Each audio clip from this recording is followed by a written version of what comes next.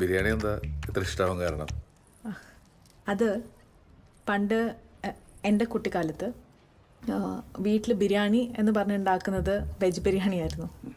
ഇവിടെ വന്ന് ഈ ബിരിയാണി കഴിച്ചപ്പോഴാണ് മനസ്സിലായേ അത് പുലാവ്, ഇതാണ് ബിരിയാണി എന്ന്. പിന്നെ അത് കഴിച്ച് കഴിഞ്ഞിട്ട് കിട്ടുന്ന ഒരു നീന്തുണ്ട്, അത് നീന്തോ?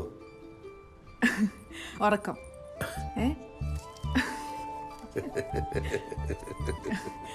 അത് കഴിഞ്ഞിട്ട് കിട്ടുന്ന ഒരു ഉറക്കം, അത് സൂപ്പറാ.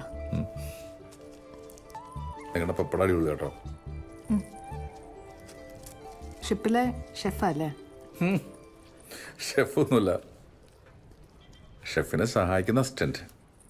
ഓ, അസിസ്റ്റന്റാ. അപ്പൊ ഷിപ്പിലെ ബിരിയാണിയും ഇങ്ങനത്തെയാ? അല്ല, ഇങ്ങനത്തെ ബിരിയാണി ഷിപ്പിലില്ല. ഷിപ്പിൽ മലയാളികൾ മാത്രമല്ലല്ലോ, അവിടെ വേറെ കുറേ കുസിൻസ് ഉണ്ട്.